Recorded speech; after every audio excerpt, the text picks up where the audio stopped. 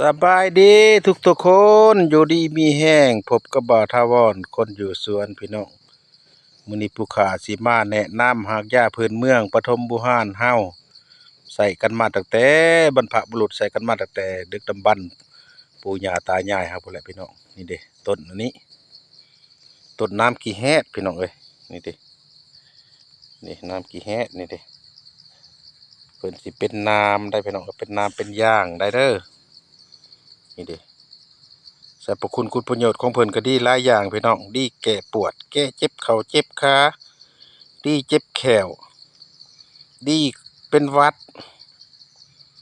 ดีครับไหลเหี่ยวครับปัสสาวะได้พี่น้องเด้อ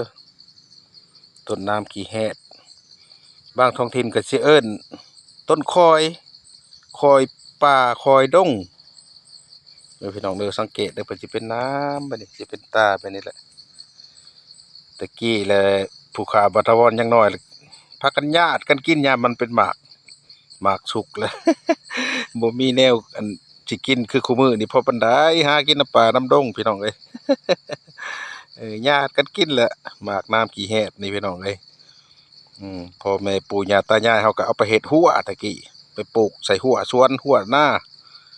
อ้อมหัวเฮือน มันเป็นน้ำเด้น้ำลายเด้พี่น้องเอ้ยเด้อเอามาเว้าเรื่องสรรพคุณประโยชน์ของเพิ่นของมันเนาะพี่น้องเนาะ อันนี้ก็น้ำขี้แห้งนี่ก็ใช้ได้หลายอย่างถ้าผู้ใดเป็นปวดคอปวดเข่าปวดน้ำเนื้อน้ำขี้งเฮานี่แหละก็เอาทั้งลำทั้งหากนี่แหละมาต้มกินเด้อพี่น้องเด้อมาต้มกินสิเฮ็ดให้ดีปวดดีเจ็บหลังเจ็บเอวซองมาบัดนี้ถ้าผู้ใดเป็นเจ็บแขวโยกแขวค้วยแขวแมง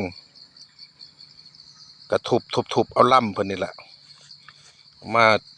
หย่ำมาอมสิเน้นๆไว้ก็สิเฮ็ดให้เฮาแขวโยกแขวค้วยเฮามักสิเฮ็ดให้ดีได้บ่ให้เจ็บแขวเจ็บอันนั้นได้พี่น้องเอ้ยสามมาบัดนี้ผู้ใดเป็นเหยี่ยวยัดเหยี่ยวกระปอกกระป้อยเหยี่ยวคัดเหยี่ยวข้างเหยี่ยวเหลืองว่าซั่นซะก็เอามาต้มกินตัดเอาลำนี่แหละทั้งลำทั้งใบเอาหากนำก็ได้เด้อมาต้มกินเด้อพี่น้องเด้อนี่ฮะ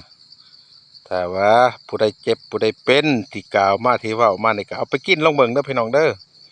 อันนี้ใช้กันมาแล้วตั้งแต่ดึกดำบรรพ์เฮาพุ่นแหละถ้าท้องถิ่นใดเคยใช้เคยกินแนวใดก็บอกมาหน่อยเด้อพี่น้องเด้อคอมเมนต์มาหน่อยเด้อบางท้องถิ่นเอิ้นก็ต้นคอยอืมเด้อพี่น้องเด้อเอาไปใส่ไปกินนำกันเปิดทวันมาแนะนำมาแบ่งปันสิ่งดีๆให้ฮู้นำกันเด้อพี่น้องเด้ออืมนี่เด้เป็นน้ำบัดนี้ได้อย่าเจ็บอย่าจนพี่น้องเอาไปใส่แล้วก็ได้ให้ดีให้เศร้านำกันเด้อพี่น้องเด้อ